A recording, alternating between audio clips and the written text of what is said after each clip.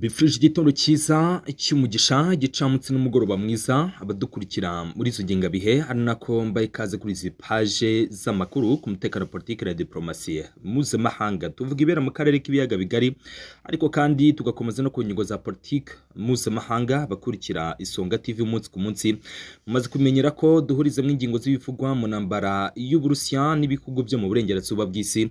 Tuvuga kandi kubera mu karere k'ibiyaga bigari ari nako dukomoza mu burasirazuba bwa kure ingune enye z'isi, ingingo zose zijyanye na politiki, ubusesenguzi ndetse n'amakuru abishamikiyeho byose tubibagezaho gatanu ku kandi. Turi kuwa kane tariki 15 z'ukwezi kwa gatanu kwa 2025. Birumvikana ni umunsi Isonga TV yabateguje igihe kirekire, aho by'umwihariko ku ruhando rwa politiki mpuzamahanga ari umunsi byari byitezwe ko Perezida w'Uburusiya Vladimir Putin na mugenzi wa Ukraine Volodymyr Zelensky bari kuza kunganirwa na Perezida wa Leta Zunze Ubumwe za Amerika Donald J. Trump Istanbul muri Turki. Ibi byose rero byaje gupfa nyuma y'uko mu masaha y'umugoroba y'umunsi w'ejo wa tariki 14 urutonde rw'abagomba kugenda bahagarariye Uburusiya rutigeze rugaragaraho Perezida Vladimir Putin. Niki cyahagaritse umutegetsi mukuru mu Burusiya? Nyamara mu gihe Zelensky yari Ankara muri Turki, yagiye ku munsi w'ejo ahahura na Perezida Erdogan, yari kuva Ankara akomeza Istanbul kugira ngo ahure na mugenzi w'Uburusiya, ariko siko byaje kugenda. Kandi amakuru aremeza ko delegation y'Uburusiya yamaze kugera Istanbul nk'uko Madame Maria Zakharova uvugira Minisiteri y'Ububanyi n'Amahanga y'Uburusiya yaje kuba abitangaza. Nizihe nkingi za mwamba Uburusiya bwitwaje Istanbul, nubwo nta cyizere gihari cy'uko Perezida Volodymyr Zelensky ari buze kwitabira cyangwa se ari buhure ni delegation y'Uburusiya. Nk'ibisanzwe rero yagiye abayoboye Vladimir Medinsky, yigeze kuba Minisitiri w'umuco mu Burusiya, ndetse uyu mugabo ni nawe wigeze kugenda ayoboye ibiganiro byahuje Uburusiya na Ukraine mu minsi yabanje urugamba byari mu kwezi kwa gatatu kwa 2022 icyo gihe nabwo bari muri Turki. Ibi biganiro rero byaje kuburizwamo. Uyu mugabo niwe wongeye guhabwa amahirwe yo kuyobora bino biganiro ari kumwe n'izindi nyingi muri politike y'Uburusiya, ariko abo Uburusiya bwohereje mu by'ukuri nago twavuga ko ari abambere mu bambere, ahubwo twavuga ko ari nka team ya kabiri, kuko na numwe mu bari bitezwe abarimo Yuri Shakov ndetse na Sergei Lavrov bigeze bajyayo. Andrei Bersov Minisitiri w'ingabo nawe nigeze ajyayo. Ndaza kugaruka ku mazina yoherejwe. Murumva ko hagiye hoherezwa abungirije cyangwa se bamwe mu bantu batari mu nzego zikomeye zihambaye z'umutekano w'Uburusiya. Kuru atugeraho Isonga TV yaboneye kopi nuko Union Europeenne yamaze gufata ibihano ubugira inshuro ya 17 mu gihe n'ubundi Union Europeenne ikunze gufata ibihano bihuriweho n'ibihugu biri muri no commission, ariko bidakwiyeho ko n'ibihugu ukwabyo bishobora gufatira Uburusiya ibihano. Turaza kumenya muri rusange ibihano inshuro ya 17 cyangwa se iyi package ya 17 y'ibihano bishya Union Europeenne afatiye Uburusiya nijyanye niki. Harandi makuru yemeza ko ku munsi w'ejo bikundiye Perezida wa Leta Zunze Ubumwe za Amerika Trump ashobora guca Istanbul muri Turki, akaba yareba uko bimeze, cyane ko nawe inkingi ze muri politike mu ba Republicain yamaze kuba zohereza. Mark Rubio arahari, ndetse na special envoys zirimo Steve Witkoff ndetse na Kellogg bari bamaze kugera Istanbul. Aya makuru kandi turiyahuza n'ubushotoranyi bw'Uburusiya. Indege zabo z'intambara zinje mu kirere cya Estonia, n'indege yo mu bwoko bwa Sukhoi 35 y'Uburusiya bivugwa ko avogera ikirere cy'igihugu cya OTAN. Mu gihe kandi isi isa nk'iteze ibiganiro, nyamara Uburusiya bwo bukaba bukomeza gushinzwa kuba butifuza amahoro. Ikingo cyabaye ikimenyetso simusiga kigaragaza ko ubutegetsi bw'i Kremlin bitifuza gushyira iherezo n'akadomo kuri iyi ntambara. Wowe dukurikiye n'icyo utekereza kuri izi ngingo, turaza guhuriza hamwe n'andi makuru menshi tuba dufite. Murabizi ko iyo twinjiye muri studio tuba dufite ingingo nyinshi turi buze gukomozaho. Ibi byose rero ugiye kubibona muri ino minota tugiye kuganiramo ano makuru, uri buze kuba kandi arimo uburyo bw'isesengura makuru, cyane ko byose turaza kubiva imuzi n'umuzingo. Dukurikiye ari ubwa mbere niwe gukora kuri subscribe, dusanzwe tubana umunsi ku munsi. Bashimira cyane mu ruhare rwanyu mu kuzamuka kuri platform yanditse mu byeshi bayingana, tuganira kuri politike mpuzamahanga ndetse n'amakuru y'ibibera mu karere k'ibiyaga bigari. Reka twanzike iyi ngingo yacu mera kuri Minisitiri w'Ububanyi n'Amahanga w'Ubwongereza David Lammy, nawe uri muri Turki, aho bivugwa ariko ko yari yitabiriye inama yagombaga guhuriza hamwe ba ministre b'ububanyi n'amahanga ibihugu bya OTAN. Inama yahuriranye cyangwa se yapanzwe neza kugira ngo izahurana no guhura kwa President Vladimir Putin ndetse na President Volodymyr Zelensky wa Ukraine.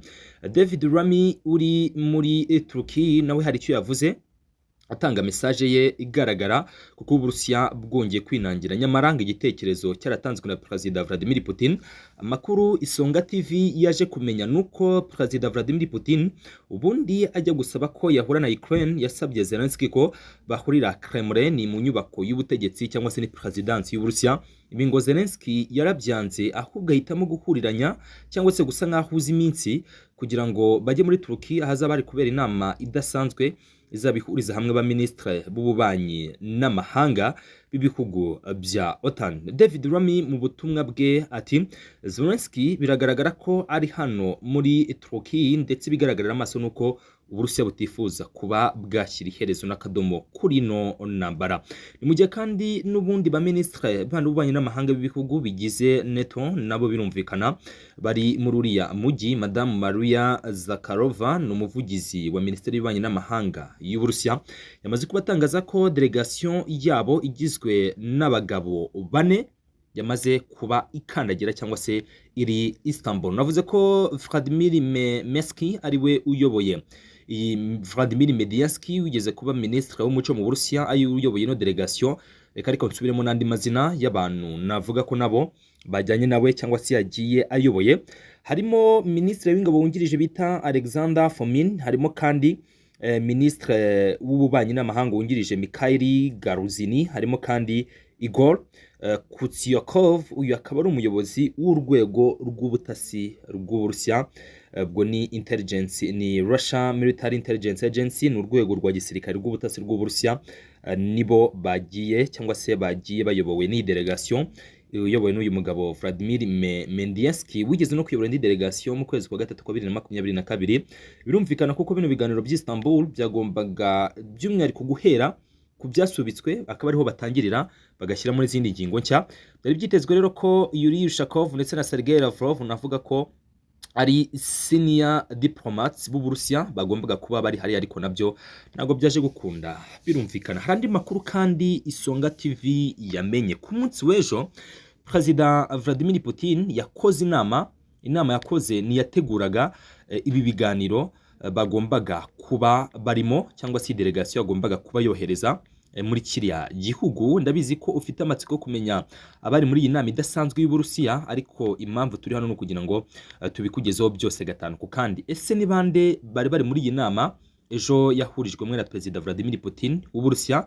Muraza kumvamo abagabo b'ibikurankota muri politike y'Uburusiya, muraza kumva kandi amazina akakaye, amwe mu mazina navuga ko aremereye. Birumvikana rero ibi byahise bifatwa nk'agasuzuguro gakomeye guhuriza hamwe inama irimo abagabo nk'aba bakomeye muri politike z'Uburusiya, nyamara guhitamo abazajya Istanbul mu gushaka igisubizo cy'intambara imaze imyaka myinshi. President Vladimir Putin w'Uburusiya akaba yahisemo kohereza abagabo bivuga ko atari ingenzi muri politike z'Uburusiya. Aya makuru turakesha itangazamakuru RIA Novosti kiremeza ko inama yateranye ku munsi w'ejo igateranira muri presidence y'Uburusiya. Ni inama yateguraga bagombaga kujya Istanbul muri Turkey. Ni inama yaririmo by'umwihariko yari yobowe na President Vladimir Putin, harimo ministre w'ububanyi n'amahanga Sergei Lavrov, harimo ministre w'ingabo Andrei Bersov, harimo kandi umuyobozi w'ingabo zishinzwe uburinzi cyitwa National Guards bita Viktor Zolotov, harimo kandi Sergei Shoigu muramuzi yigeze kuba ministre w'ingabo ndetse n'umwe mu bagabo bavuga ari kijyana, bavuga ko nyuma ya President Vladimir Putin ndetse n'uwo bigeze kujya basimburana mu byise technique cyangwa se systeme Medvedev, uyu mugabo ari nomera gatatu mu Burusiya Sergei Shoigu. Hari kandi umugaba mukuru w'ingabo Valery Geramisov, hari n'umuyobozi w'urwego rw'ubutasi rw'Uburusiya bita FSB bamwita Alexander Bortnikov. Aba bagabo rero nibo bari mu nama biheje, ndetse binavugwa ko n'abakomanda bayoboye ingabo cyangwa se bayoboye urugamba muri Ukraine nabo bari muri iriya nama. Urumva ko inkingi za mwamba muri politike y'Uburusiya bicaye barahura, ubwo bari guhura uburenganzira cyangwa se bari guha amabwiriza Vladimir Mediansky ibyo agomba kuvugira Istanbul kuko hari abagabo bakomeye cyangwa se hari ntago baraza kuba bari bonyine. Bafite Marco Rubio, politike z'abanyamerika murazisobanukiwe cyangwa se murazizi.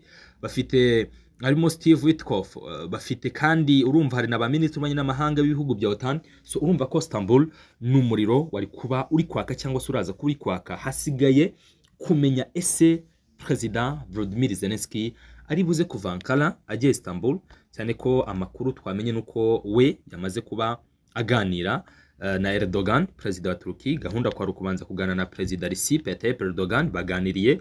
So ubwo ikibura rero nukumenya ngo ese perezida Volodymyr Zelensky araza kujya Istanbul, araza kuva muri Ankara ajye Istanbul.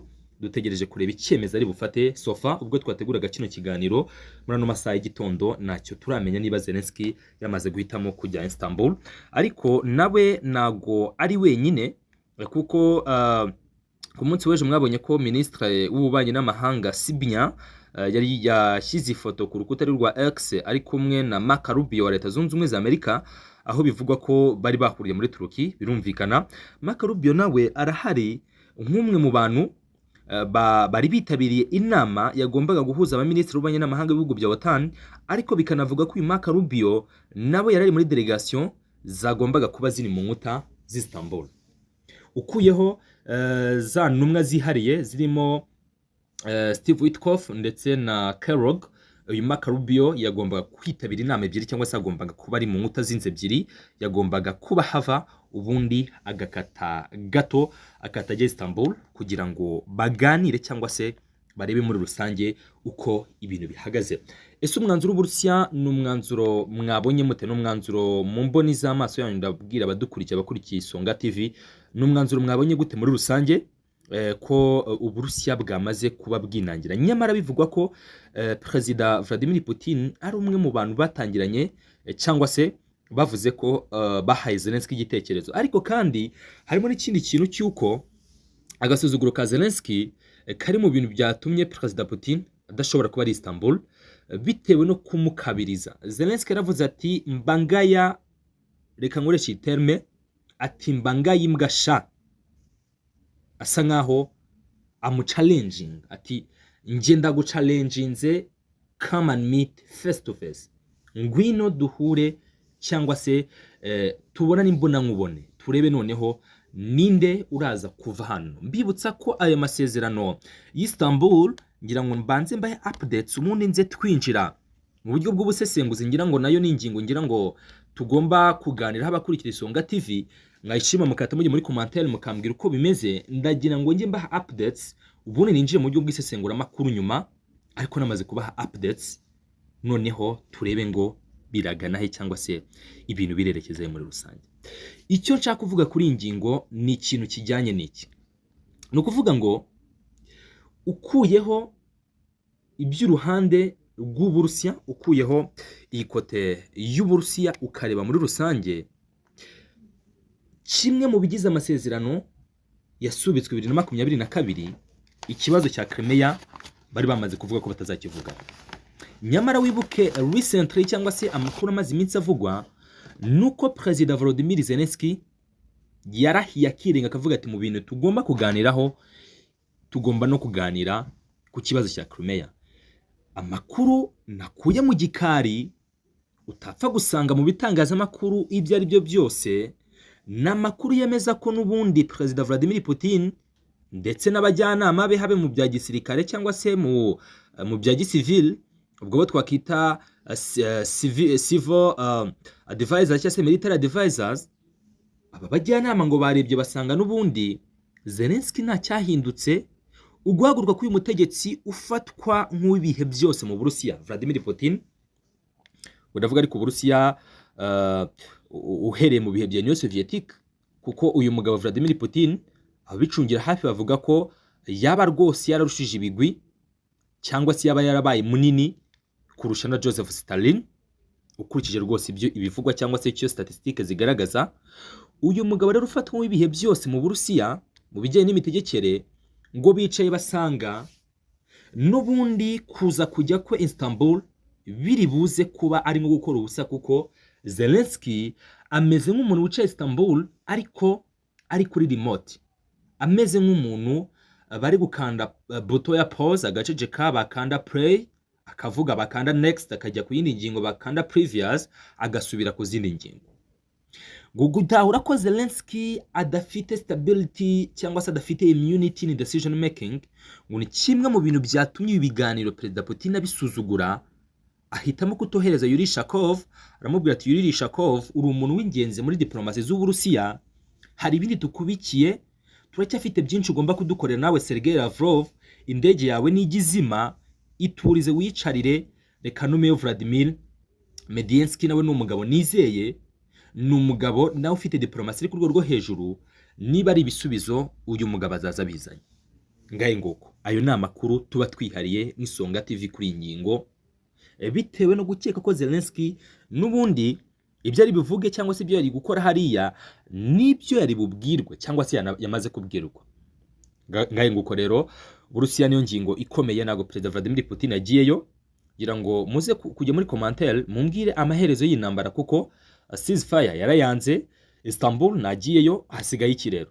Igisigaye bitewe n'imyiteguro maze iminsi mbona ibihugu birimo ubu ni moto nicyo kintu ndi kubona nge personally, ndabona ari moto nicyo kintu gisigaye, kuko impande zombi zariteguye bihagije. Ubutegetsi bw'i Kiev bumaze iminsi bugaragaza ko Uburusiya buri muri recruitment, nyamara Uburusiya barwana no kubuza Ukraine kwinjiza ingabo. Putin akavuga ati nge buri kwezi ninjiza hagati $50,000 mu nzego z'umutekano. N'amagambo ubwe yivugiye President Vladimir Putin. Nyiri kuri ingingo mbibutsa ko Perezida wa Brazil Inacio ari umwe mu bantu nabo bari biyemeje, bari bamaze kubwira isi ko ari buze gukora ibishoboka byose akurura umutegetsi w'i Kremlin mu biganiro, ariko nawe byaje kurangira. Navuga ko Putin yamutengushye, niba ariko nabivuga, ubwo Putin yamutengushye. Ni mu gihe kandi atari wenyine atengushye, kuko yanatengushye of course Perezida Donald J. Trump uyu mu Republicain nawe, ariko we n'ubundi nago nubwo amagambo yavuze cyangwa se ari yavuze nago byari byitezwe ko n'ubundi ari buze kugaragara hariya. Ndavuga Perezida Trump, kubera ko uyu munsi ukurikije kalendariye y'ingendo afite mu burasirazuba bwo hagati, uyu munsi agombaga kuba ari Dubai muri leta zunze ubumwe z'Abarabu, niho yagombaga kuba ari nyuma yo kuva muri Arabia Saudite. Iby'amasezerano ya Arabia Saudite ntabwo ndegeranya amakuru neza kuri ingingo, nayo nifuza kubaha, ariko icyo wamenya nuko yavuyeyo asinye cyangwa se ashyize umukono we ku masezerano ahagaze, amasezerano ya gisirikare ahagaze miliyaridi 172. Ikibazo si amafaranga ku Barabu, ikibazo ni ukwivanga muri politike n'imitegekere yabo ya Sharia no gushaka kubumvisha kugendera ku bitekerezo byabo mu burengerazuba bw'isi. Kuri kalendari uyu munsi biragaragara ko agomba kuba ari muri leta zunze ubumwe z'Abarabu. Yavuye Arabia Saudite ahura na Emir wa Qatar Tamim Al Thani, so uyu munsi rero agomba kuba ari muri leta zunze ubumwe z'Abarabu. Niba yari buze kuvayo direct atakomeza Istanbul simbizi, ariko afite ubushobozi bwabyo, kuko kuva hariya muri Middle East, nago Middle East iri kure cyane y'Uburayi, by'umwihariko ntabwo iri kure cyane y'ibi bihugu biri mu gice cy'uburasirazuba bw'Uburayi. Na ya ndege ye inyaruka kubi ya Air Force One yagombaga rwose kuba ariyo, nta kabuza byose yabikora. So ariko nago byaje gukunda, of course binumvikana ko bitigeze bikunda, nago byigeze bimukundira.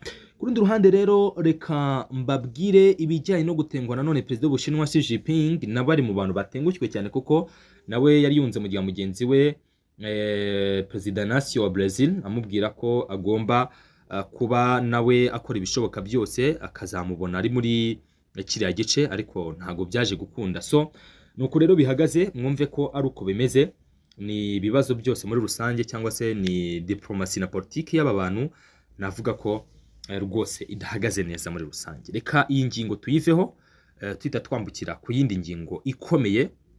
Iyi ngingo ntago nashatse yo kuyinjiramo cyane, yo kuvuga iby'aba minisitiri b'ububanyi n'amahanga ba OTAN, ntago turamenya muri rusange icyo bari buze kuba bakora, cyangwa se ibyo bari buze kuganiraho. Ubwo mu kindi kiganiro kiri buze gukurikiraho turi buze kuba tubivuga, turebe muri rusange uko bimeze. Undi mugabo w'ingenzi navuze ntigeze nkomozaho uri hariya ni Senateur Graham Senateri Graham muramuzi cyane, uyu mugabo nawe ari hariya, nawe yari yagiye muri delegation zagomba kuganiriza Perezida Putin. Ni umugabo ufite ibitekerezo cyangwa se nawe uri mu cyiciro nakitwa far right. Ni umugabo mu extremiste cyane utanumva politike z'Uburusiya. Uyu mugabo nawe ari mubo Amerika yari yitwaje muri kiriya gice, kugenda ngerageza gukomoza kuri elema ziri hariya kugira ngo mwumve uko bino bigano byari by'agaciro, ariko Putin abona ko bidakwiye. Ubudage rero ku rundi ruhande, tugarutse gato mu Burayi, Ubudage buravuga buti turifuza kuba ishyanga rifite igisirikare gikomeye mu Burayi kandi tubifite ubushobozi. Friedrich Merz, uyu mugabo nawe chancelier mushya ufite amashagaga, ku munsi w'ejo nawe nabonye yari yahurije hamwe inteko ishinga amategeko, niho yagaragaje ko bifuza gukora igisirikare ariko kitari against Ukraine war. Ati twubaka igisirikare gikomeye mu Burayi ariko cyiteguye gutabara aho rukomeye ndetse no dufasha abarimo President Zelensky cyangwa se dushyigikira abanya-Ukraine muri rusange. Ese Ubudage bwakisubiza icyubahiro bahoranye? Arono, ariko byanashoboka kuko amafaranga barayafite, bafite inganda zikomeye, bafite abahanga. Niba ari abahanga isi zigira mu bintu bya science, abenshi ni Abadage muzabyumva, ubwo kuri Albert Einstein, bahanga mu by'ubugenge, iby'ubutabire, imibare n'ibindi. Abadage ni abantu bihagije bashyiraho n'ubukungu bwabo butari bubi cyane n'ijambo bahoranye, so urumva ko ari abagabo b'ingenzi bikomeye. Tugaruka rero ku zindi updates, Uburusiya nubwo bwanze kujya Istanbul saho gusa kuko bwanarashe drone zirenga 110 muri Ukraine. Ukraine iremeza ko yaburijemo amadrone asaga 62, ubwo andi yabacitse nyine ari byinshi yangije. Ibi bitero rero nabyo nubundi bisa nkaho niba nabyita desel, bisa nkaho byakurikiye icyemezo kitashimishije benshi. Putin yanze kugenda mufate n'akadeseri k'amadrone muye mu Rwanda nazo, ubwirinzi bwanyu bwe Rwanda nazo, mu gihe twe turimo turategura izindi cyangwa se indi mipangu yabo. Zelensky cyangwa se raporo mbona hano ndavuga ko ibyo bitero biri muri Oblast za Sumy, Dnipro, Poltava, Kiev, Ivano-Frankivsk, ndetse ibi bice nibyo byibasiwe cyane. Birumvikana n'ibice biba byegereye inyanja y'umukara, ni bimwe mu bice byibasirwa cyane. Twagiye muri Estonia. Indege z'Uburusiya si ubwa mbere zivuzwe mu kirere cya OTAN, ariko kandi hakaba hari n'ikibazo cy'ubwoba bukomeye, ibyo navuga ko ubwoba buhambaye. Ibihugu byo muri NATO byigeze kuvugwa, ngira ngo uyu ambasaderi wa Ukraine mu Bwongereza yari ministre w'ingabo, ni Valery Zaluzhnyi. Yes, ni Valery Zaluzhnyi. Uyu mugabo Valery Zaluzhnyi mu minsi ishize, n'amezi ndibaza ari mu kwezi kwa kabiri, kandeba inshingano afite naza kubyitiranya. Valery Zaluzhnyi, uyu mugabo yahoze yego na ambasaderi wa Ukraine mu bwami bw'Abongereza, ariko yahoze ari general w'inyenyeri enye mu gisirikare cya Ukraine, ndetse yego yabaye umugaba mukuru w'ingabo za Ukraine. Uyu Valery Zaluzhnyi aherutse gutangaza ko ibihugu bura byinshi bya OTAN ngo bigirire ubwoba Burusiya. Aravuga ati amakuru for your information, ndagira nkubwire ko nta gihugu na kimwe cya OTAN kiri ready kuba cyahangana n'Uburusiya. Amagambo ya Zaluzhnyi nago abantu bagize bayaha agaciro, ariko yavuze ko atari rimwe, kabiri, gatatu cyangwa se kane indege z'Uburusiya zagiye zivogera nkana ibirere cyangwa se ikirere ntago kijya mu bwinshi, zagiye zivogera nkana ikirere cy'ibihugu bya OTAN, ariko bagasa nkaho batabibonye, bakabyima amaso cyangwa se ayo makuru bakirinda kuyasakaza. Ubundi principe cyangwa se bimwe mu byo NATO ikoreraho cyangwa se igenderaho, harimo n'ikintu kivuga ngo mu gihe especially nk'Uburusiya, umwanzi wabo navuga ibihe byose, mu gihe habaho kuvogera iki kirere, kuko Uburusiya buvogerewe n'ibihugu bya OTAN, sinibaza ko bwajenjinganya, ariko bwo ngo buvogera ibihugu byinshi bya OTAN, by'umwihariko ibiri muri cya gice cy'uburasirazuba bw'Uburayi. Estonia ntago iri kure cyane, ariko kandi nanone niri hafi cyane ugereranyije. So ukuntu rero ibintu bimeze muri rusange, hari Uburusiya busa nkaho bugenzura ibice byinshi muri kariya gace, kuko Uburusiya buriya bunagenzura hari ukuntu bugenzura ibihugu cyangwa se ibice byahariya mu Burayi ariko noneho bwifashishije agace kitwa Kaliningrad. Ukuntu map imeze, bino bihugu byo mu karere ka Baltic hari byagize ibibazo cyangwa se icyo nakita nk'ibyago byisanga bihana cyangwa se bikora ku mipaka y'Uburusiya. Uburusiya nk'igihugu bidasabye ko ibyo bihugu bijya gukora kuri Kaliningrad. Hakaba hari n'ibindi rero nanone byisanze mu kigobe cya Baltic cyangwa se hariya muri Baltic, noneho byisanga biri hafi ya Kaliningrad. Estonia, Latvia na Lithuania, zino Baltic states zo zihora mu cyo nakita amarira. Hari n'ubwoba bwo kwizi Baltic states zivuga ziti OTAN nitaturengera nta minsi dufite Uburusiya nibusoza Ukraine, kuko buri kwikoza ibyo bushaka, tukabona ibihugu byo mu burengerazuba bw'isi nta kintu bishaka kuvuga. Ubwo bivuze ko Uburusiya nibusoza bira bihugu dushobora kuzisanga rwose natwe ibintu byatubanye ibindi. Ariko n'ikibazo Estonia isange n'ibihugu nka Lithuania ndetse na Finland na Sweden iri hafi aho. Reka noneho ibyo ngibyo ushyire igihugu cyitwa Norvège ndetse na Latvia, ibyo bihugu biri hafi aho. Mu bihugu byose bisa nk'ibiri mu gice cy'uburasirazuba, utibagiwe Pologne, buriya Belgique isa nkaho ibarirwa mu gice cy'uburengerazuba bw'Uburayi nanone si cyane, ariko buriya ubaze Pologne ugasiga Belgique nanone sinekereza ko cyaba ari igitekerezo cyiza, kuko nyine Pologne na Belgique cyangwa se Belgium birafatanya. Ariko reka twivugira ibice biri mu burasirazuba bw'Uburayi, hera kuri Norvège, Sweden, Finland yinakora ku Burusiya, hanyuma uze rwagati Pologne, Kaliningrad, none ikaba ifite n'ikibazo cy'uko ikora kuri Belarus n'ubutaka bw'Uburusiya mu buryo buri indirect, za Lithuania, Estonia ndetse na Latvia. Ibi ni ikibazo gikomeye cyane kuri zino leta ziri muri karagace. Indege z'Uburusiya ngo zoga ikirere cya Estonia buri uko zibishatse, ukuvuga ngo zifungura, ngo zagize bino bihugu bya OTAN buri muri Baltique urugi umuntu afungura cyangwa se afunga uko abishatse.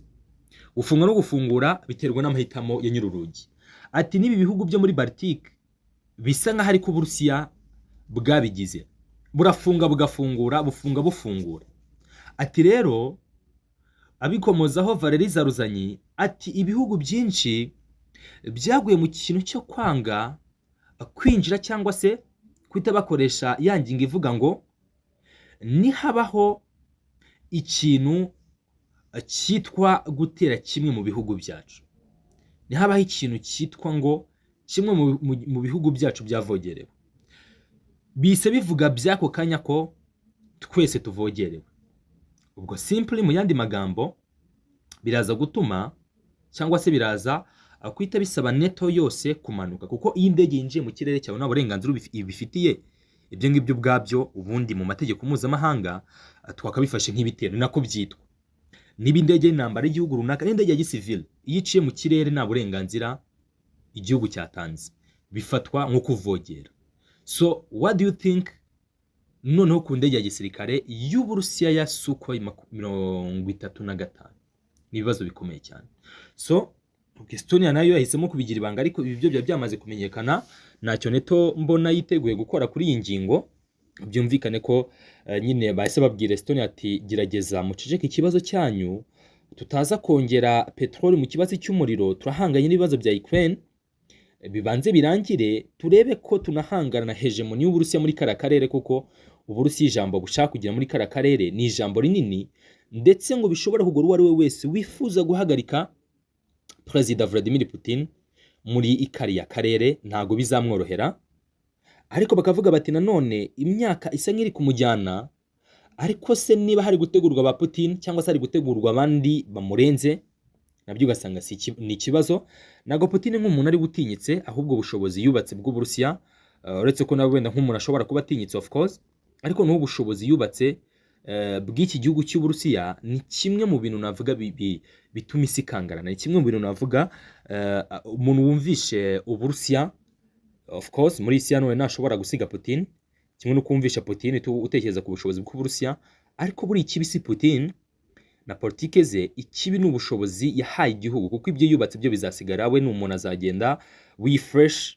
Ubwo tw'abantu dufite inyama n'amaraso twese tuzagenda tuzaba nyine isi ntabwo tuzayihoramo kwa so ariko ibikorwa twubatse bizahaguma icyitwa legacy, ari nayo mpamvu tugirwa inama yo gukora ibyiza kuko izo nkuru zizasigara musozi cyangwa se ibyo twubatse bizasigara, ariko twe kubera ko dufite inyama n'amaraso mu by'ukuri tuzapfa cyangwa se ubuzima bwacu buzajyaho akadomo. Nitwa Semugeshi Bayingana, ndabashimiye cyane abo twabanye kugeza ku musozi w'iki kiganiro. Mufata amasegonda make mu bigaragarisha agatima ni comment mbivuze nsoza kino kiganiro. Umuntu ugisoje mu by'ukuri am challenging you, ariko mu buryo buri polite, mu buryo buri disciplined, mu buryo bwuje ikinyabupfura. Niba usoje kino kiganiro binyerekesha umutima, ni nk'uburyo bwo gushimira kuko iminota 30 nago aba ari igihe gito, ni igihe kinini mu gihe cy'umuntu, ariko uwayifashe wese akatwumva agasoza kino kiganiro ubigaragarisha agatima. Blessings over blessings mu kanya gato kari imbere n'izindi ngingo zigezweho.